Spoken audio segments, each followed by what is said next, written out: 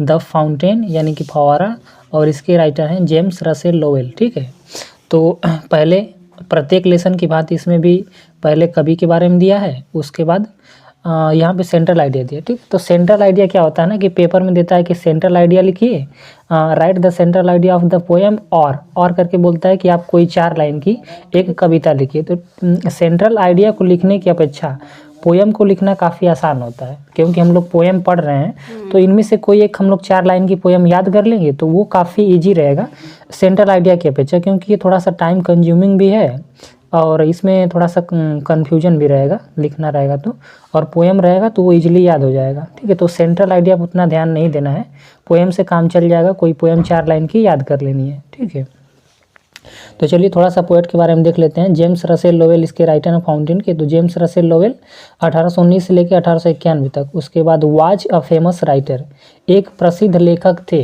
ठीक है, वाज लगा है यानी कि थे, इन द वर्ल्ड विश्व में। ठीक है, तो विश्व में जेम्स रसेल लोवेल एक प्रसिद्ध लेखक थे, हाँ, या फिर कवि आप बोल सकते हैं, राइटर।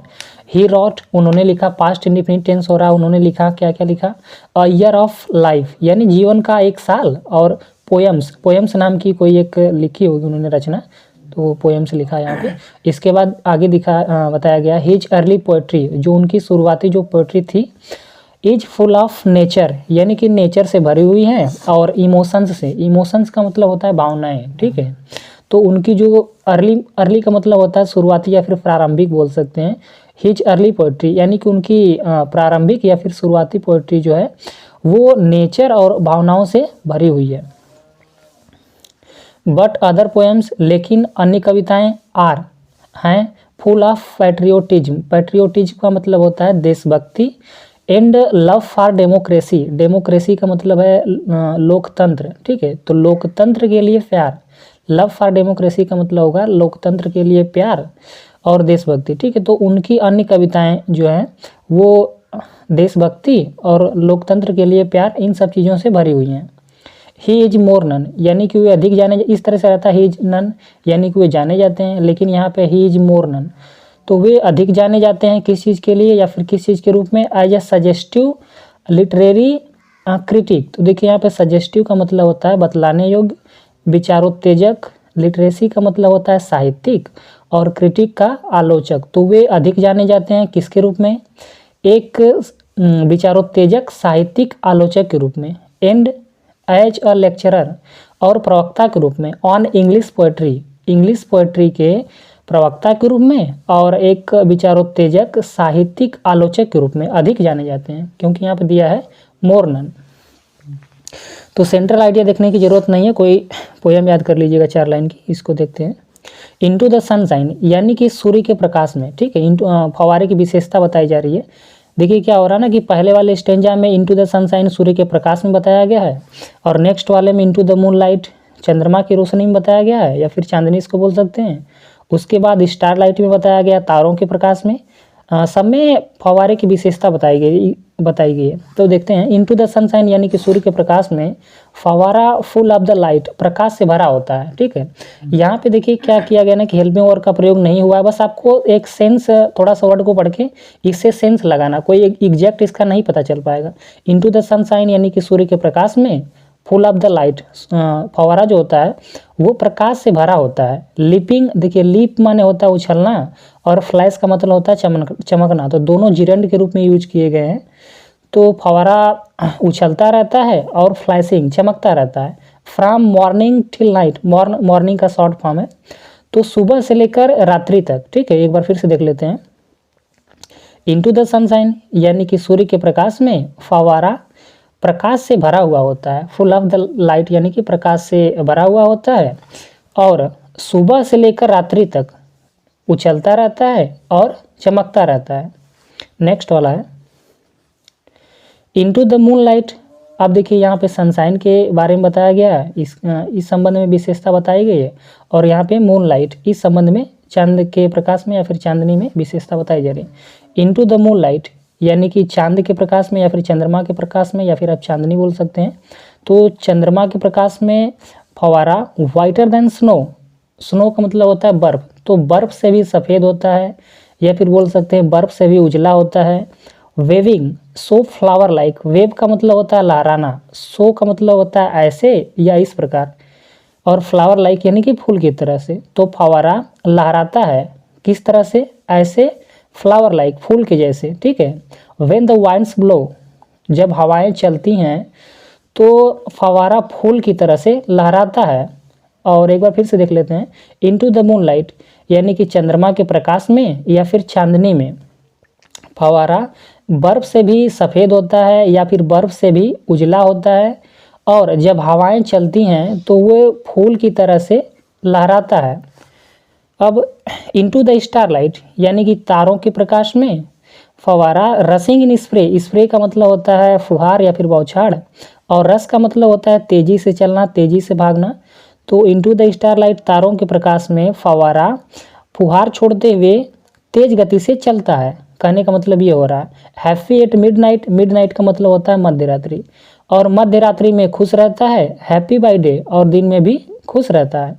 तो तारों के प्रकाश में फवारा फुहार या फिर बौछार छोड़ते हुए तेज गति से चलता है, मध्य रात्रि में भी खुश रहता है और दिन में भी खुश रहता है। ईवर इन मोशन, ईवर का मतलब होता है सदैव या फिर हमेशा। तो सदैव या फिर हमेशा फवारा गति करता है या फिर गतिशील रहता है। ब्लाइथसम एंड चेरी, देखिए ब्लाइथसम का मतलब होता है जिंदा दिल, प्रसन्नचित, ठीक है, हमेशा खुश, और चेरी का भी मतलब होता है लगभग वही प्रसन्नचित।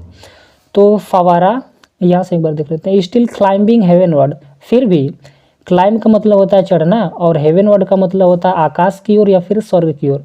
तो फिर भी वो आकाश की ओर या फिर स्वर्ग की ओर चढ़ता रहता है। नेवर अ वेरी, वेरी का मतलब होता है थका, और वो कभी भी थकता नहीं है। एक बार फिर से देखते हैं, ईवर इन मोशन, तो ईवर का मतलब होता है सदैव। फवारा सदैव गतिशील रहता है या फिर गति में रहता है, और हमेशा खुश या फिर जिंदा दिल, हमेशा खुश दिल या फिर प्रसन्नचित रहता है। स्टिल क्लाइंबिंग, और फिर भी आकाश की ओर या फिर स्वर्ग की ओर चढ़ता रहता है, बढ़ता रहता है, और वो कभी भी थकता नहीं है। ग्लैड ऑफ ऑल वेदर्स, वेदर्स का मतलब होता है वेदर्स यानी मौसम, तो और ग्लैड का मतलब होता है खुश। ग्लैड ऑफ ऑल वेदर्स यानी कि प्रत्येक मौसम में फवारा खुश रहता है। स्टिल सीमिंग बेस्ट, और फिर भी वो सबसे अच्छा प्रतीत होता है या फिर दिखाई पड़ता है। अपवर्ड और डाउनवर्ड, वो ऊपर की तरफ भी जाता है, नीचे की तरफ भी जाता है। मोशन दाई रेस्ट, दाई का मतलब होता है उसका या फिर तेरा भी होता है, यहाँ पे उसका सेम सारा। मोशन दाई रेस्ट, और रेस्ट का मतलब होता है आराम या फिर विश्राम। तो गति ही उसका आराम है, उसका विश्राम है। ग्लैड ऑफ ऑल वेदर्स यानी कि फवारा सभी मौसमों में खुश रहता है। स्टिल सीमिंग बेस्ट, और फिर भी वो सबसे अच्छा प्रतीत होता है या फिर दिखाई पड़ता है। सीम का मतलब होता है दिखाई पड़ना या फिर प्रतीत होना। अपवर्ड और डाउनवर्ड, फवारा ऊपर की ओर चलता है, नीचे की ओर चलता है, और मोशन ही यानी कि गति ही उसका क्या है, रेस्ट है, विश्राम है। नेक्स्ट स्टेंजा है फुल ऑफ नेचर। नेचर का देखिए मतलब होता है प्रकृति, और नेचर का मतलब होता है प्राकृतिक शक्तियों से परिपूर्ण, ये भी मतलब होता है। तो फुल ऑफ नेचर यानी कि प्राकृतिक शक्तियों से परिपूर्ण। नथिंग कैन टेम, टेम का मतलब होता है वश में करना, नियंत्रित करना या फिर फालतू बनाना, ठीक है। तो नथिंग कैन टेम यानी कि फवारे को कोई भी उसको वश में नहीं कर सकता, उसको नियंत्रित नहीं कर सकता। Changed every moment, every moment यानी कि प्रत्येक क्षण या फिर प्रत्येक पल। तो फवारा प्रत्येक क्षण या फिर प्रत्येक पल बदलता रहता है। यू आर द सेम, फिर भी वही सेम फवारा, ठीक है। एक बार फिर से देखते हैं, फुल ऑफ अ नेचर यानी कि प्राकृतिक शक्तियों से फवारा भरा होता है, और उसको कुछ भी अपने वश में नहीं कर सकता, उसको कुछ भी नियंत्रण में नहीं कर सकता, और वो प्रत्येक पल प्रत्येक क्षण बदलता रहता है। यू आर द सेम, और फिर भी वही सेम फवारा। नेक्स्ट स्टेंजा है सीजलेस एज फायरिंग। तो देखिए एज फायरिंग का मतलब होता है आकांक्षी, ठीक है, जो हमेशा कुछ कर गुजरने की इच्छा रखता है उसको बोलते हैं एज फायरिंग, आकांक्षी।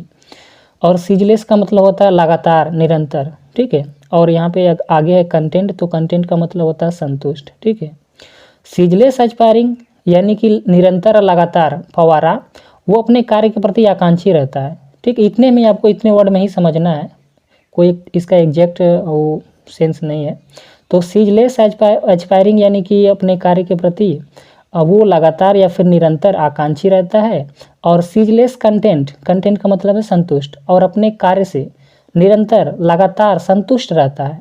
डार्कनेस और सनशाइन, चाहे अंधकार हो चाहे सूर्य का प्रकाश हो, दूसरे शब्दों में कहा जा सकता है चाहे रात्रि हो चाहे दिन हो। दाई एलिमेंट, तो दाई का मतलब उसका, और ये सब चीज़ें क्या हैं, उसके एलिमेंट हैं। एलिमेंट का मतलब होता है अंश, भाग, अवयव या फिर सिद्धांत भी होता है। ठीक है, तो ये सभी उसके सिद्धांत है। क्या, उसका आकांक्षी होना अपने कार्य के प्रति, अपने कार्य से संतुष्ट होना, ये सब उसके एलिमेंट हैं। अंश है, भाग है या फिर सिद्धांत भी इसका मतलब होता है, सिद्धांत भी बोला जा सकता है।